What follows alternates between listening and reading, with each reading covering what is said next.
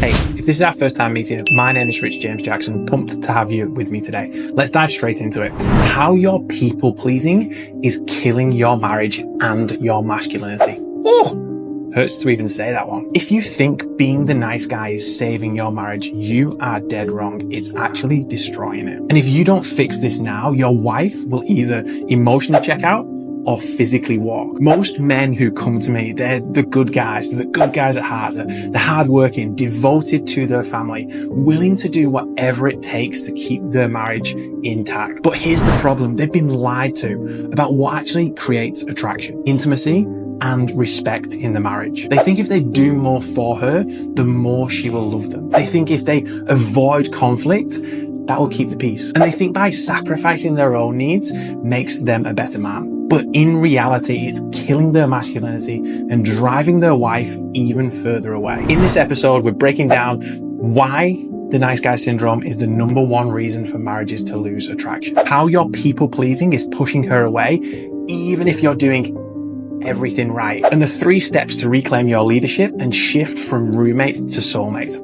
Let's get into it. Step number 1 is the hard truth. Nice guys kill attraction. Most men assume that they just need to do more for their wife to appreciate them. More chores, more gifts, more things around the house, and just more effort in general. But attraction isn't just built on effort. It's built on polarity. When a man actually suppresses, keeps it locked inside, pushes it down, suppresses his own needs and emotions, he kills attraction in the process. He becomes a nice guy, just a passive version of himself that prioritizes comfort over truth. And what happens? He avoids tough conversations to keep the peace. He never initiates intimacy anymore because he fears rejection. And he essentially keeps himself quite small because he thinks that will keep her happy. And over time, she stops seeing him as a man and starts seeing him more like a roommate. David's story. David came to me at breaking point. No affairs, there was no cheating or huge betrayals in any way. It was just 2 people who had lost their way. He worked long hours doing everything right,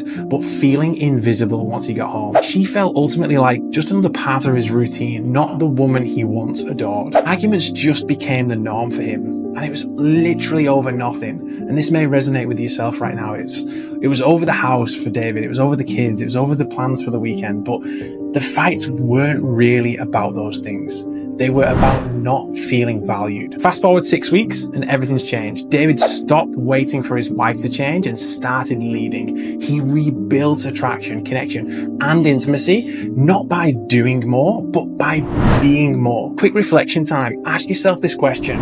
Are you doing things for her because you want her to love you? Or because you are a man who leads? Step number 2, the masculine shift. Stop asking, start leading. Most nice guys ask their wife about how to fix things. They think that if they just do what she says, everything will get better. But women don't want to get asked what to do. They want to feel your certainty. A nice guy asks, what do I need to do? A king leads with, here's what we're going to do, and then opens it up for suggestion. This is a quick upgrade for you. So if you feel like this resonates with you and you potentially are a nice guy, look out for this. So are you seeking approval through chores?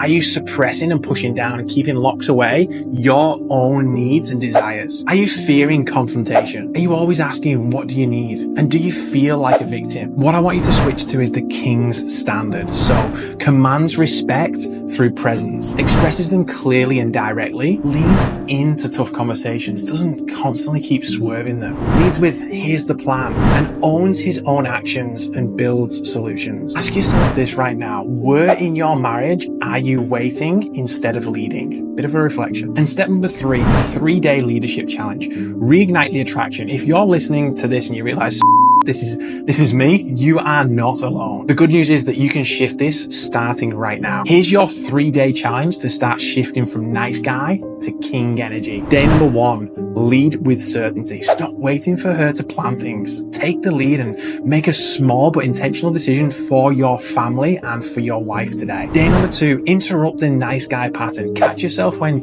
you default to people pleasing or seeking approval. Instead, ask, what would a king do right now? And day Rule number 3, shift the energy in the room. Walk into a room with full presence, full confidence and certainty. So no phone, no distractions, just be there and see how she responds. Take a couple of minutes each night to reflect on how she responds to these shifts. My final question for you here today is, are you willing to gamble your marriage and your family and your legacy by staying the same? Or are you finally ready to take control and lead? If this hit home today, don't keep it to yourself. Share it with another man who needs this wake-up call. And if you truly are ready to make the change, it's time to step up. Let's go deeper. Hit subscribe on my channel right here, or follow me on Instagram at Rich James Jackson, and let's get to work.